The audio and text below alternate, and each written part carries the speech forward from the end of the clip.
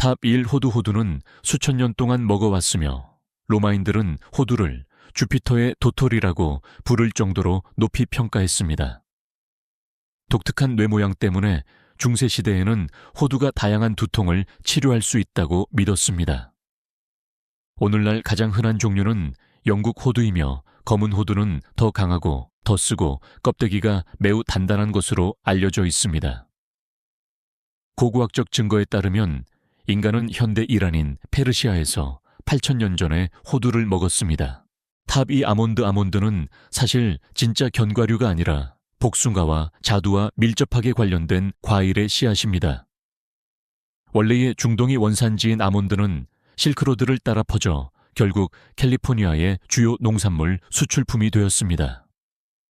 아몬드라는 단어는 뇌의 아몬드 모양 부분인 편도체의 어원이기도 한 그리스어 아미그달레에서 유래했습니다. 우리가 먹는 단 아몬드와 시안화 화합물이 함유되어 적절하게 가공하지 않으면 독성이 있는 쓴 아몬드의 두 가지 뚜렷한 유형이 있습니다. 스페인 선교사들은 1700년대에 캘리포니아에 아몬드를 가져왔고 현재 이주는 전 세계 공급량의 약 80%를 생산합니다. 탑3 땅콩은 견과류가 전혀 아닙니다. 콩과 렌틸콩처럼 콩과 식물이며 나무가 아닌 땅속에서 자랍니다. 남아메리카가 원산지인 땅콩은 7,000년 전에 페루와 브라질의 고대 민족이 재배했습니다. 포르투갈 상인들이 아프리카로 가져왔고 나중에 노예가 된 아프리카인들이 북미로 가져왔습니다. 조지 워싱턴 카버는 1900년대 초에 땅콩을 300가지 이상으로 활용하여 남부 농부들이 면화 외에 작물을 다양화하도록 도왔습니다. 땅콩 식물의 꽃은 이상한 행동을 합니다. 수분 후 꽃자루가 아래로 구부러져 자라는 꼬투리를 토양 속으로 밀어넣어 땅 속에서 익힙니다.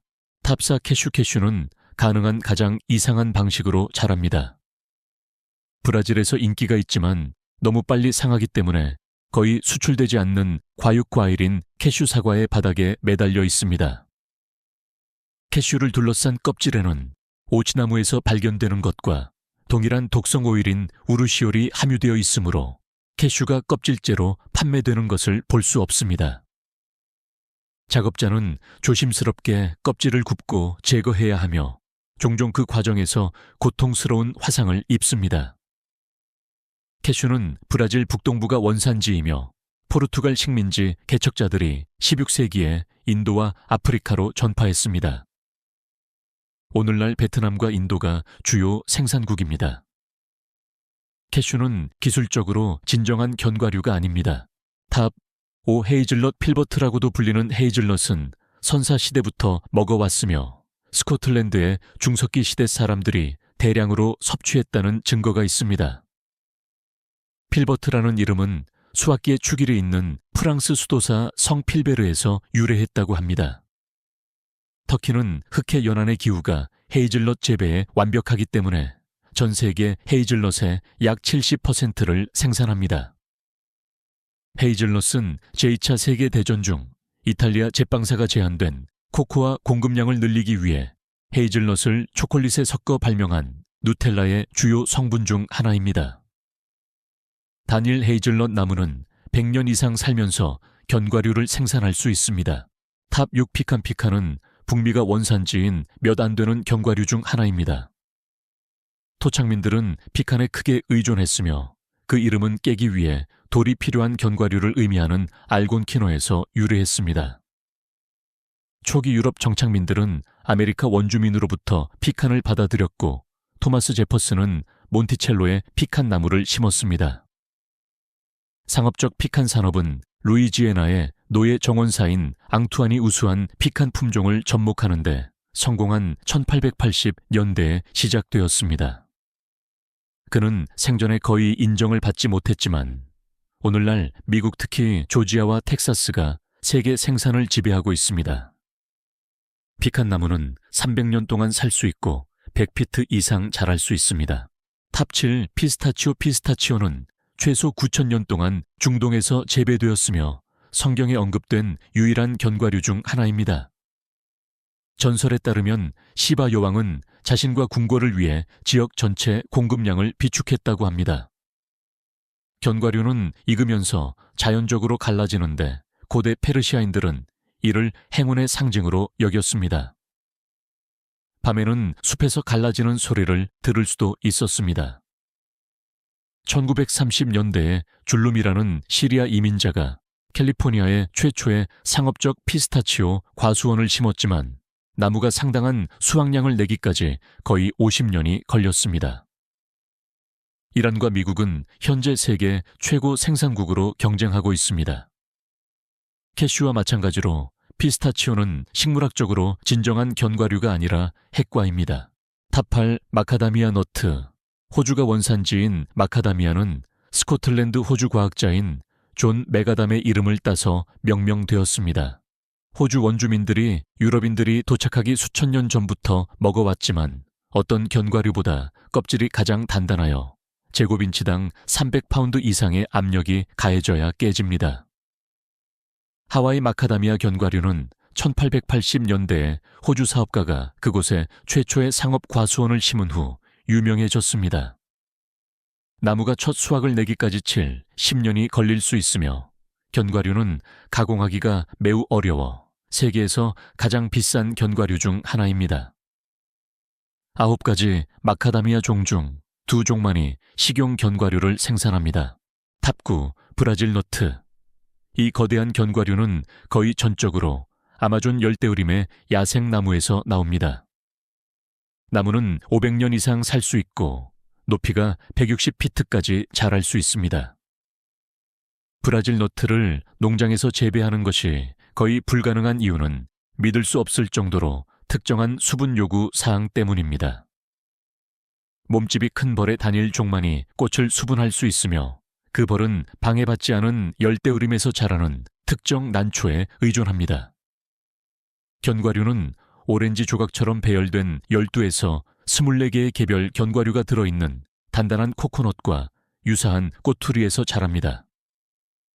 이 꼬투리는 무게가 최대 5파운드까지 나갈 수 있으며 너무 무거워서 나무에서 떨어지면 사람을 죽일 수도 있습니다. 브라질 너트는 라듐 함량이 높아 자연적으로 방사성을 띠지만 수치가 너무 낮아 해롭지는 않습니다. 탑10 잣잣은 특정 소나무에서 나는 식용 씨앗으로 고대부터 먹어왔습니다. 미국 남서부의 원주민들은 그것을 주식으로 삼았고 지중해 요리는 고대 로마 시대만큼 오래전부터 요리에 그것을 사용했습니다. 수확은 엄청나게 노동 집약적입니다. 노동자들은 종종 키 큰 나무를 올라가 솔방울을 수집한 다음 내부에서 작은 씨앗을 추출해야 합니다. 이것이 잣이 매우 비싼 이유입니다. 전통적인 이탈리아 페스토에서는 잣이 필수적이지만 많은 현대 요리사들은 더 저렴한 대안을 사용합니다. 어떤 사람들은 특정 잣 품종을 먹은 후 며칠 동안 지속될 수 있는 무해하지만 성가신 금속성 마신 잣잎을 경험합니다. 탑 11밤 대부분의 견과류와 달리 밤은 지방이 적고 탄수화물이 많아 일반적인 견과류보다 곡물에 더 가깝습니다. 그것들은 종종 밀가루로 갈아서 수세기 동안 유럽과 아시아 전역에서 주식이었습니다. 미국 밤나무는 한때 동부숲에서 가장 중요한 나무 중 하나였으며 아시아에서 우연히 유입된 곰팡이 역병으로 인해 1900년대 초에 거의 모든 나무가 사라지기 전까지 모든 화렵수의 4분의 1을 차지했습니다. 노점에서 판매하는 구운 밤은 뉴욕이나 런던과 같은 도시에서 흔했습니다. 굽기 전에 껍질을 자르지 않으면 증기압으로 인해 폭발할 수 있습니다. 탑 12 코코넛. 엄밀히 말하면 핵과인 코코넛은 식물계에서 가장 큰 씨앗입니다. 그것들은 바닷물에서 몇 달 동안 떠다닐 수 있으며 해안으로 밀려와도 여전히 발아할 수 있습니다. 이것이 코코넛 야자가 열대섬 전체에 퍼진 방법입니다. 이름은 껍질의 세 개의 어두운 점이 얼굴처럼 보인다고 생각한 스페인과 포르투갈 탐험계에서 유래했습니다. 코코는 찡그린 얼굴 또는 험상궂은 얼굴을 의미합니다. 코코넛, 야자의 모든 부분은 유용합니다. 물과육기름, 로프용 껍질, 섬유 지붕용 잎이 건물용 나무. 일부 태평양 섬 문화는 코코넛에 너무 의존하여 코코넛의 성장과 숙성의 다양한 단계를 설명하는 100개 이상의 다른 단어를 가지고 있었습니다. 탑 13 히코리, 너트 히코리 너트는 북미 원주민에게 중요한 식량원이었습니다. 그것들은 종종 파우코 히코라라고 불리는 풍부한 페이스트로 빻았는데 이것이 히코리라는 단어가 유래된 곳입니다. 견과류는 익으면 4개 부분으로 갈라지는 두꺼운 껍질에 들어있습니다. 피카는 실제로 히코리의 일종이지만 대부분의 다른 히코리 너트는 더 작고 추출하기가 더 어렵습니다. 초기 미국 정착민들은 도구 손잡이 마차, 바퀴 및 훈제 고기에 히코리 나무를 사용하여 히코리 훈제 풍미를 선사했습니다. 견과류는 지방이 매우 높으며 피칸보다 훨씬 많아 겨울 동안 에너지를 저장하는 데 유용했습니다. 탑 14 도토리는 참나무의 견과류이며 수천 년 동안 전 세계 많은 문화권에서 주식이었습니다. 아메리카 원주민 부족은 쓴맛이 나는 탄닌을 제거하기 위해 정교한 과정을 개발하여 도토리를 갈아서 먹거나 빵에 구울 수 있을 만큼 달콤해질 때까지 반복적으로 담그고 헹궜습니다. 한국에서는 도토리 전분으로 도토리묵이라는 젤리 같은 음식을 만듭니다. 유럽의 기근 시대에는 사람들이 도토리 가루를 생존 음식으로 사용했습니다. 다른 참나무종은 매우 다른 쓴맛 수준의 도토리를 생산합니다. 흰 참나무 도토리는 비교적 순한 반면 붉은 참나무 도토리는 많은 가공이 필요합니다. 도토리는 식물학적으로 진정한 견과류로 분류되는 몇 안 되는 식품 중 하나입니다. 탑 15 너도밤나무 열매. 너도밤나무 열매는 가시 덮인 껍질 안에 숨겨진 작은 삼각형 견과류입니다. 한때 유럽과 북미에서 널리 섭취되었으며 기름이 매우 풍부합니다. 가을에 쪼개지는 가시 덮인 껍질에 쌓여 있습니다. 유럽 일부 지역에서는 식용유로 짜거나 부족시 커피 대용으로 볶습니다. 나무는 몇 년에 한 번씩만 많은 양의 열매를 생산하는데 이는 과학자들이 다람쥐나 새와 같은 씨앗 포식자를 압도하기 위해 진화했다고 믿는 풍년 현상입니다.